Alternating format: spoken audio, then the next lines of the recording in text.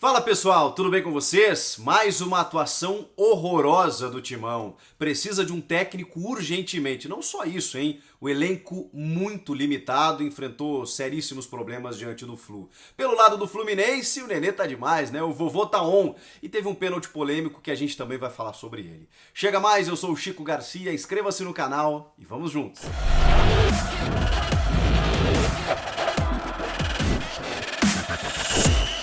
2-1 para o Fluminense, 2 gols do Nenê em grande fase, 17 gols na temporada, um dos artilheiros no ano no futebol brasileiro, mesmo aos 39 anos. Impressionante o que está jogando. Fez gol até sentado hoje no Maracanã, né? Chutando nas costas do Cantígio, 3 jogadores do Corinthians, parece que passeando dentro da área, e ele conseguiu a conclusão 2 vezes para vencer o goleiro Cássio, que também numa bola mansinha no cantinho, né? O Cássio obviamente encoberto, né, por inúmeros jogadores dentro da área, não conseguiu ver a bola, quando viu ela já estava praticamente no fundo da rede. E no segundo tempo o Nenê acabou marcando de pênalti, o Fluminense que volta a vencer depois de 2 partidas, né, e volta, né, a sonhar com algo maior, né, dentro do Campeonato Brasileiro. Teve uma boa atuação, né, até certo ponto, o Dodi muito bem, o Hudson também, o Nenê nem se fala, sem o Evanilson, que acabou sendo vendido, e aí o Odair escalou um time sem o centroavante, né, depois entrou o Felipe Cardoso, mas Michel Araújo, Marcos Paulo, Wellington Silva, esses jogadores ali na frente, mas com o Nenê não precisa de muita gente, né.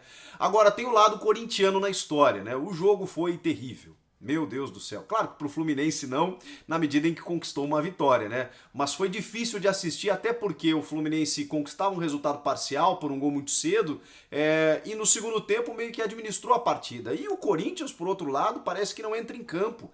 Não tem nenhuma criatividade, nenhuma produção ofensiva. E eu confesso para vocês que os jogadores do Corinthians eles estavam um pouco embretados na partida de hoje. Porque a tônica da crítica seria o seguinte: se os caras voassem em campo hoje, olha lá, derrubaram o Thiago Nunes, não estavam jogando nada, de repente resolveram jogar de uma hora para outra. Como eles não jogaram nada, obviamente que está na conta deles, de que a culpa, o que a gente já sabia, não era só do Thiago Nunes. O trabalho do Thiago foi ruim? Foi. Ele não teve uma boa administração no elenco? Não teve. Ele cometeu erros nessas constantes mudanças no time e no gerenciamento também, tático inclusive, teve. Tudo isso é verdade. Mas a gente falava aqui, né? O coletivo ele tem que estar bem para que o individual melhore? Sim. Mas alguns jogadores estão, assim, devendo demais individualmente. Inclusive jogadores renomados, que podem jogar e entregar muito mais do que estavam entregando. E ficou evidente, né? Mas eu confesso para vocês que eu imaginava uma resposta emocional.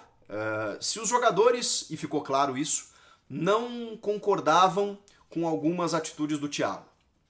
Consultados na sexta-feira, quando houve a demissão, sobre a relação elenco e comissão técnica, e houve a conclusão de que essa relação não era boa, ou seja, os jogadores tiveram um papel fundamental na troca de comando técnico, que na verdade ainda não aconteceu, né? Só aconteceu uma saída, a troca ainda não existe. Porque existe também essa possibilidade que se aventa do André Sanches dar uma chance para o Diego Coelho. Bom, eu imaginava que o Diego Coelho trabalhou na base, jogou com o Jô, por exemplo, né? O Jô publicou uma foto, muito feliz com essa oportunidade do Coelho e tudo mais. Eu imaginei que os caras fossem pelo menos correr um pouco mais. Não, é impressionante. O Corinthians caminha em campo. Não tem nenhuma produção ofensiva, não tem nenhuma criatividade, não tem nenhuma transição, não tem nada. O Corinthians não tem nada. E também, e aí a gente, quando começa a estabelecer responsabilidades, né, ela começa no Thiago, ela vai para o elenco e ela vai para a diretoria também. Porque, vejam só, o Corinthians não tem zagueiro. O Corinthians tem um titular hoje, que é um zagueiro improvisado, que é o Danilo Avelar, bem questionável, bem questionável. Tem o Bruno Mendes como um reserva imediato e o Léo Santos que está machucado. E o resto é de jogadores da base. Porque vendeu o Pedro Henrique, que era titular quando foi vendido, mas precisava de dinheiro, não estava nem conseguindo pagar salário, aí teve que vender o Pedro Henrique para o Atlético Paranaense. E ficou sem zagueiro. Pô, eu lembro de falar aqui com você sobre isso, né? Olha, eu ainda sinto a falta de um cara afirmado ali ao lado do Gil e tudo mais. Tá bom, houve a promoção ali do Danilo Avelar, que é um lateral de origem para tentar jogar ali, é um cara que tem estatura, se ele entendesse o posicionamento, tem experiência, poderia render, e fez até bons jogos, alguns depois caiu como todo time, mas o fato é que o Corinthians não tem alternativa. O Bruno Mendes, que muito se fala, hoje ele cometeu um pênalti, a gente vai falar sobre ele daqui a pouco, e ele ainda não venceu com a camisa do Corinthians, ele tem 10 jogos, 7 empates e 3 derrotas. Falando um pouco de arbitragem, o segundo gol do Fluminense se origina de um pênalti cometido pelo zagueiro Bruno Mendes. E a grande questão, a grande polêmica do lance, é porque teve um lance parecido para muita gente do Michel Araújo no primeiro tempo, em que a bola bate no braço dele e a arbitragem não marca penalidade, não tem nem checagem do VAR. Na verdade, todo lance é checado, tá? Não tem o acionamento ao árbitro para que haja a revisão. Eu entendo como dois lances completamente distintos pela posição do braço dos dois jogadores. Eu sei que tem muito argumento de muita gente que vai entender que o Bruno Mendes não queria colocar a mão na bola, de que a bola desvia primeiro no seu corpo para depois bater no seu braço. Mas lembra o que a gente falou aqui do pênalti cometido pelo Luan, do Palmeiras contra o Inter? Que o movimento, a posição do braço, melhor dizendo, estou com o movimento na cabeça, a posição do braço dele muito aberto, assumia o risco dele cometer a infração e por isso a penalidade tinha que ser marcada. Vocês sabem que eu tento ser justo sempre, né? Eu vou de acordo com o que está na regra. E o braço erguido acima do ombro faz com que o jogador assuma o risco de cometer a penalidade. Por isso aquilo é pênalti. Para mim é pênalti. O Bruno Mendes, mesmo sem querer, e a gente tem ainda a ideia da intenção da bola deliberada, mas não é só isso que caracteriza a infração na penalidade na regra.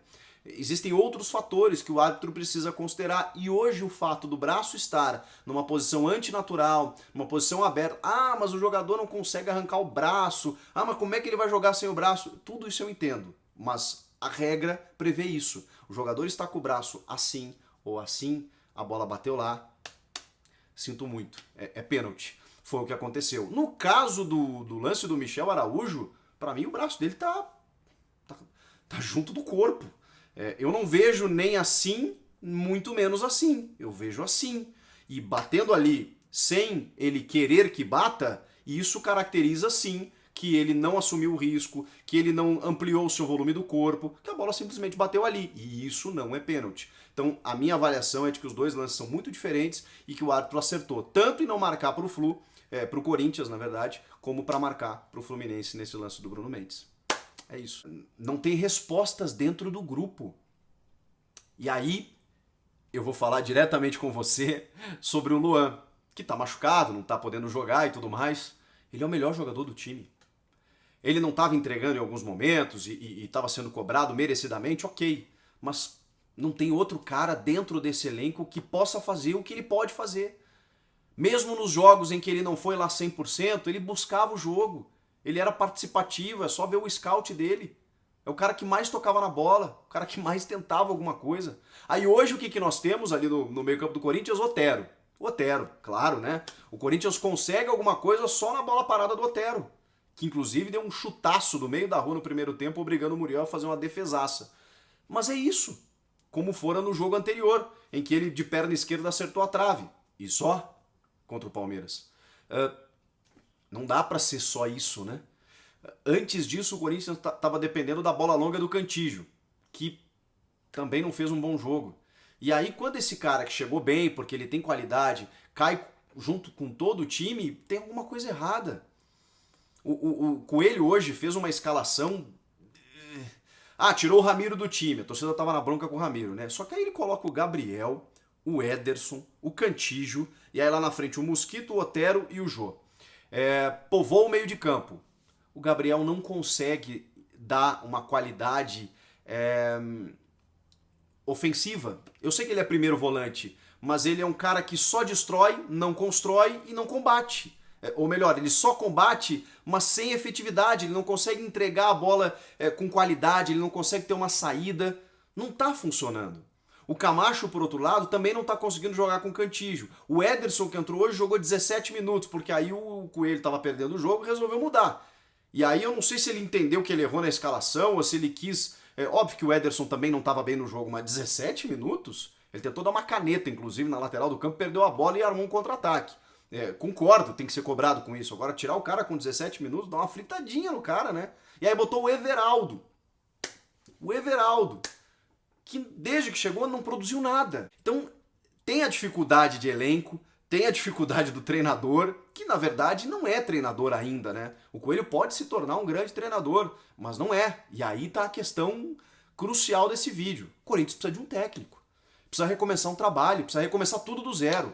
Eu sei que a gente está em setembro, eu sei que tem eleição daqui 2 meses, mas o Campeonato Brasileiro ainda está no começo. E o Corinthians já tá lá embaixo. E se ficar demorando muito para reagir, putz, a gente sabe como essas coisas funcionam, ainda mais com um clube grande. Precisa de um técnico pica, precisa de um cara bom para começar desde a defesa todo o processo. Ó, nós vamos fazer isso, nós vamos fazer aquilo, cada um vai jogar na sua. Tentar contratar alguém dentro das dificuldades financeiras, de janela, de mercado, usar a criatividade. Ó, precisa de um cara assim, assim, assado. Precisa de um gestor de elenco, de um organizador de elenco, um cara que venha e não só monte o seu elenco, mas que coloque esse elenco para jogar mais. O Coelho não vai conseguir fazer isso. Não vai. O Coelho, no final do ano passado, mal conseguiu levar o Corinthians para a Libertadores. Classificou ali do jeito que foi na pré-Libertadores. O Coelho não é a solução para um clube do tamanho do Corinthians. Ele precisa de um técnico. Um técnico que recomece um trabalho e que esses jogadores deem uma resposta. Porque do jeito que tá, a situação começa a ficar bem preocupante. Comentem aqui embaixo o que vocês acharam do jogo. Quem tem que assumir o Corinthians. Inscrevam-se no canal e eu volto na próxima. Tchau!